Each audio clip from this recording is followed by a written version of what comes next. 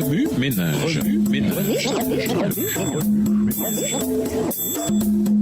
Bienvenue dans votre émission Remue ménage. Nous voilà au mercredi 9 mars. De sages conseils. Lisons 1 Pierre 4, les versets 1 à 9. 1 Pierre 4, les versets 1 à 9. Ainsi donc, Christ ayant souffert dans la chair, vous aussi armez-vous de la même pensée, car celui qui a souffert dans la chair en a fini avec le péché, afin de vivre non plus selon les convoitises des hommes, mais selon la volonté de Dieu pendant le temps qui lui reste à vivre dans la chair. C'en est assez en effet d'avoir, dans le temps passé, accompli la volonté des païens en marchant dans la dissolution, les convoitises, l'ivrognerie, les excès du manger et du boire et les idolâtries criminelles. Aussi trouve-t-il étrange que vous ne vous précipitiez pas avec eux dans le même débordement de débauche et ils vous calomnient. Ils rendront compte à celui qui est prêt à juger les vivants et les morts. Verset 6. Car l'évangile a été aussi annoncé aux morts, afin que, après avoir été jugés comme les hommes quant à la chair, ils vivent selon Dieu quant à l'esprit. La fin de toute chose est proche. Soyez donc sages et sobres pour vaquer à la prière. Avant tout, ayez les uns pour les autres une ardente charité, car la charité couvre une multitude de péchés. Exercez l'hospitalité les uns envers les autres sans murmure. Il est facile de se laisser absorber par les menus détails de la vie quotidienne. Satan essaie de nous aveugler en faisant miroiter tout ce que le monde a à nous offrir. Et il le fait de façon très intelligente.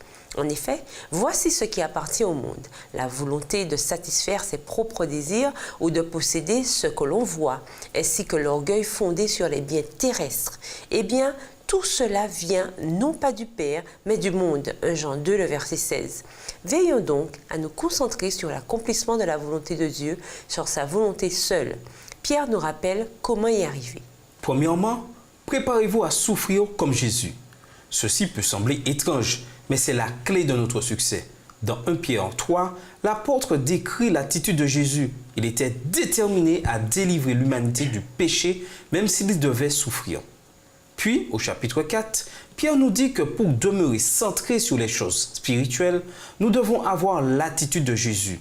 Si nous choisissons l'abnégation, notre esprit se fixera sur les choses du Saint-Esprit. Deuxièmement, évitez de retourner dans la débauche du monde. De nos jours, qui sur la planète n'a pas de poste de télévision, de téléphone, de radio, de journaux? De plus, tous les habitants de la Terre, ou presque, peuvent se connecter à Internet. Bref, il est presque impossible de ne pas avoir de contact avec les influences destructrices du monde. Au lieu de vivre cloîtrés, pourquoi ne pas permettre à l'Esprit de Dieu de nous garder et de nous rendre plus forts lorsque la tentation nous assaille? Ainsi, nous ne retournerons jamais en arrière. Troisièmement, ne craignez pas le jugement. Lorsque les apôtres parlent de la délivrance de Dieu, ils parlent également de son jugement. Pierre montre clairement que ceux qui continuent à se vautrer dans la rébellion et ses convoitises devraient craindre le jugement. Dès que nous nous abandonnons à Dieu pour qu'il nous purifie de nos péchés, notre compte est complètement remis à zéro. Le jugement devient alors un témoignage de notre victoire en Christ. Quatrièmement, aimer les autres de façon active. Cesser de faire le mal est loin de suffire. En cessant de mal agir, on ne fait en réalité que commencer à faire le bien. Pierre nous exhorte à faire de bonnes œuvres et, entre autres choses, à exercer l'hospitalité, à être aimable et accueillant envers tous. Remue ménage, des gens vous ont-ils déjà calomnié simplement parce que vous avez choisi d'obéir à Dieu, contrairement à eux? Qu'avez-vous ressenti? Comment avez-vous réagi? Selon vous, pourquoi la recommandation de Pierre concernant l'hospitalité exercée de bon cœur est-elle aussi pertinente dans notre culture rapide des réseaux sociaux et de la réalité virtuelle?